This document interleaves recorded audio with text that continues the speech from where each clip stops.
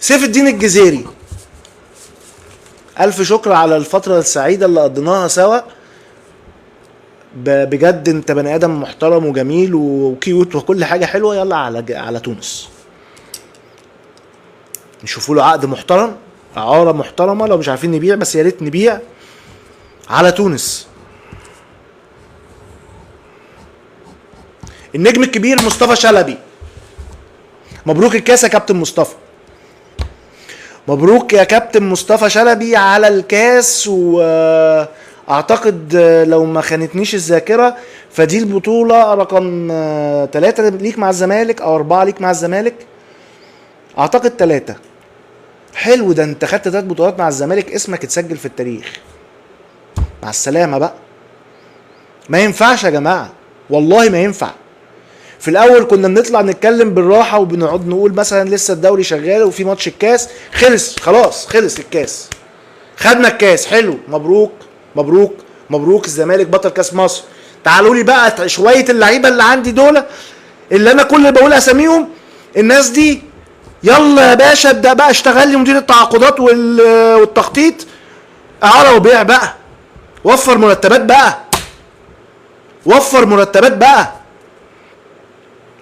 مصطفى شلبي بجد احنا كجمهور الزمالك صحتنا ولا لياقتنا ولا عمرنا يسمح ان احنا نشوفك تاني بقميص نادي الزمالك، باسمي انا وباسم كل الناس اللي موجوده وباسم جمهور الزمالك وباسم وحده الرعايه الصحيه بتاعت المجتمع والناس والدنيا والاخره. حرام عليك، انت تعبتنا،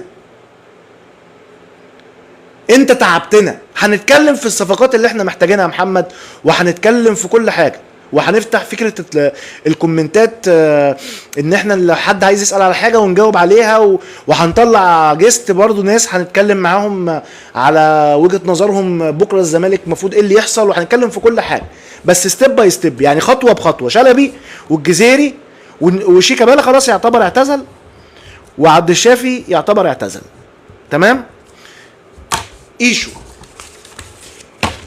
انا واحد جاي لهم واحد ايشو، ولا انت جسم لاعب كوره ولا عقليه لاعب كوره ولا صحه لاعب كوره. صحه لاعب كوره عنده 22 سنه صحه، مفروض الولد بتشوفه تبقى يعني محتاج. فاكرين فيلم الناظر لما كان علاء ولي الدين عامل جواهر وداخل المستشفى والدكتور رفيع معدي من جنبه قوي كده، مع احترامي كل الناس، قالوا ده دكتور ولا عيان؟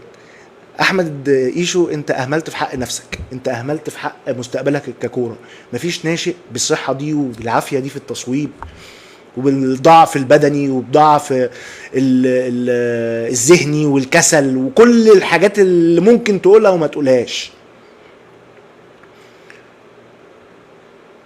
حبيبي يا مو، الف مبروك على الكاس يا حبيبي. مو من الناس الزملكاويه اللي تسمعهم تحليلهم ووجهة نظرهم في الكورة، ناس فخر لجمهور الزمالك، فخر لجمهور الزمالك. فايشو يطلعوه بقى عارة، باعوه، هو ما يصلحش لنادي الزمالك ولا حتى وراني اللمسة اللي انا مستنيها.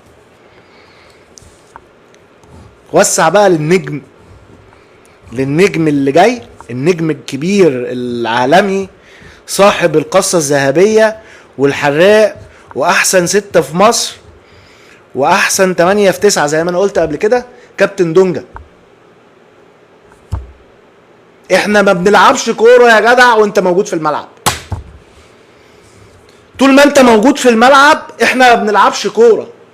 انت ولا بتدافع ولا بتضغط ولا لعيب عندك حلول ولا بتعمل اي حاجه، انت في الملعب،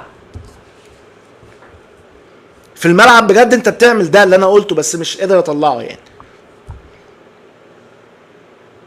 حفاظا على الصحة الإنجابية لجمهور الزمالك. كفاية. مهاب ياسر انا ما اعرفش هو موجود ولا مهاب ياسر مثلا دوت كان حلم طيف كده، احنا حلمنا ان في واحد اسمه مهاب ياسر في الزمالك ولا ايه بالظبط؟ مهاب ياسر انت مين؟ فين يا حبيبي؟ انت مين وفين وجيت هنا منين؟ مين اللي جابك هنا؟ تحس ان حد خده من ايده وجابه نادي الزمالك وقعد هنا يا حبيبي استنى عمه. فين مهاب ياسر؟ هل انتوا شفتوه لعب لما جه لعب كوره؟ شفتوه؟ هل حد قال ان هو ده لعيب كوره مثلا عمل حاجه تقول طب تاريخه ايه، طب جاي منين، طب فين هو دلوقتي، طب بيتمرن. ما بنشوفلوش. انا بس بشوف صورته مثلا كل شهرين ثلاثه كده في التمرين، يقول لك الفريق يستعد للمباراه القادمه، تلاقي مهاب ياسر صورته محطوطه. بس بيعمل ايه مهاب ياسر؟ انا ما اعرفش. اكيد ليه مرتب، فانا مش عارف المرتب ده بياخدوه بناء على ايه، مثلا صدقه جاريه ولا ايه؟ فمهاب ياسر استحملوني، انا مع احترامي لكل الشخصيات اللي انا بقول اساميها على المستوى الشخصي، بس انا بتكلم في الزمالك وكوره، كوره والزمالك لما يجتمعوا مع بعض بقول الحقيقه اللي انا شايفها، ولا هينفع ان انا جامل ولا الكلام ده كله. كل سنه وانت طيب يا دكتور، وعاش الزمالك والف مبروك كاس مصر. واي حد يا جماعه لو كتب حاجه وانا مش شايف، سامحوني، بس عشان الواحد ايه لقد طفح الكيل، وحابب بقى ان انا ايه نطلع بقى اللعيبه دي اللي انا شايف ان هي ملهاش استخدام عندنا،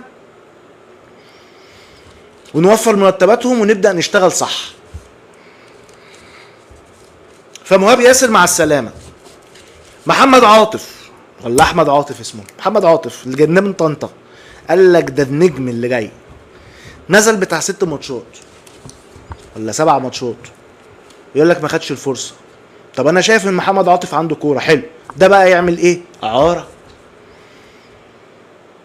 يطلع يتمرمط شويه في الفرق الممتاز ونشوفه اعاره.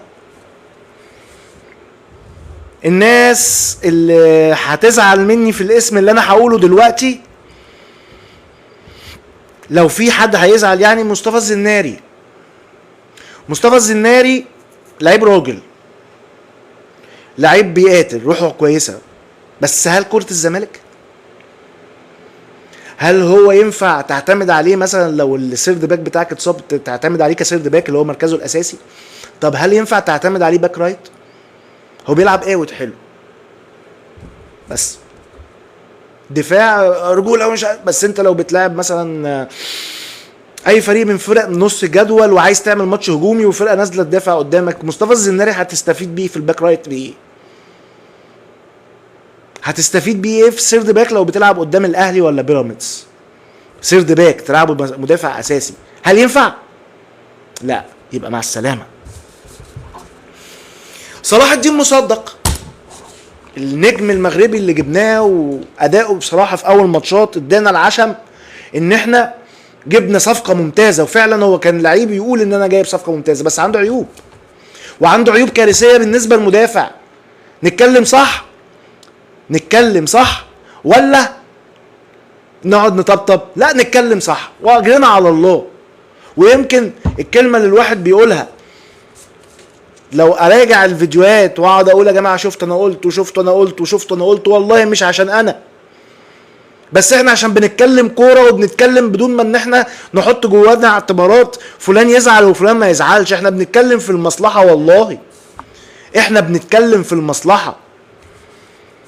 صلاح الدين مصدق لو عرفت اعمل له اعاره للوداد بمبلغ كويس يطلع، لو عرفت ابيعه يجيب لي فلوس ابيع. انا شايف ان هو برضو مش المحترف اللي يلعب في نادي الزمالك،